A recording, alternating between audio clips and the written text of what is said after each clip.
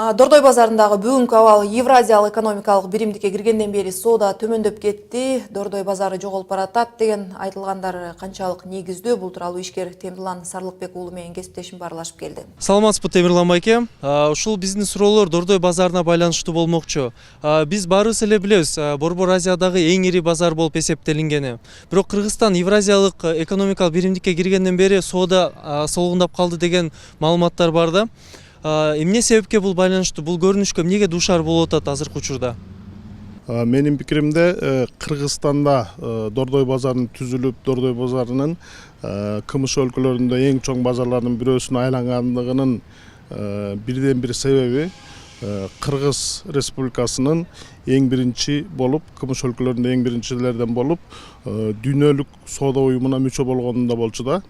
Биз бир эле убакта Кыргызстанга тыштан дагы арзан товар алып келип, ошол убакта КМШ өлкөлөрүнө арзан баада кайра реэкспорт кылганга мүмкүнчүлүгүбүз бар болгон. Бул биринчи себеп болчу.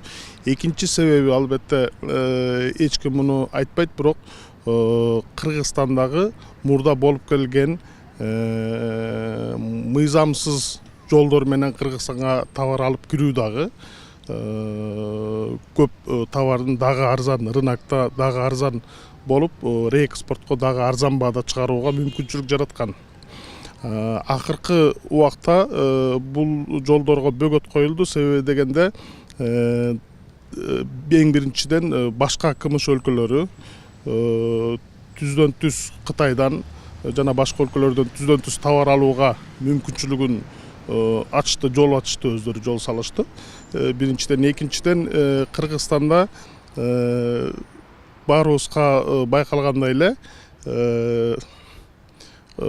мыйзамсыз жол менен же болбосо дагы арзан коррупциялык жолдор менен товар алып кирүү азайды десек болот, басаңдады. Үчүнчүдөн дагы Евразиялык экономикалык биримдикке киргенден кийин Кыргызстандын башка өлкөлөргө караганда товарды арзан растаможка кылууга мүмкүнчүлүктөрү жоюлду. Ушунун баары келип биздин Дордой базарынын иштешине же болбосо Кыргызстандын башка өлкөлөргө реэкспорт кылуу мүмкүнчүлүгүн азайтты. Дордой базарынын ушул соодасы солгундап калган себебинде жетекчилик кандай катачылыктарды кетирди деп ойлойсуз? Катачылык бул бүгүнкү акыбал, Дордой базарындагы бүгүнкү акыбал же болбосо Кыргызстандын экономикасында реэкспорттун азайышы акыры келип боло турган нерсе болчу. Бул албетте азыркы убакка туш келди.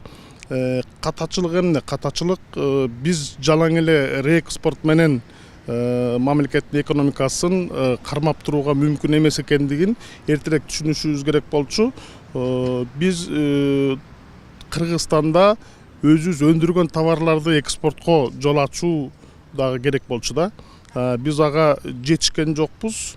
Мисалы үчүн дүйнөлүк соода уюмуна мүчөбүз. Ошол эле убакта дүйнөнүн бардык жеринен Кыргызстанга товар келет, бирок Кыргызстандан дүйнөлүк соода уюмуна мүчө болгон эч бир өлкөгө товарды экспорттоо мүмкүнчүлүгүн биз кармай алган жокпуз, ошону жарата алган жокпуз.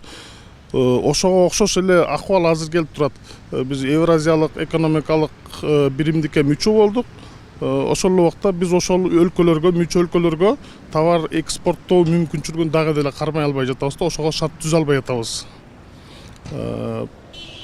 Бунун экспортту жандандыруу же болбосо башка өлкөлөргө экспортко шарт түзүүдө эң биринчи мыйзам, эң биринчи кадам бул бизде Кыргызстанда эл аралык аккредитациясы болгон лабораторияларды ачыш керек болчу.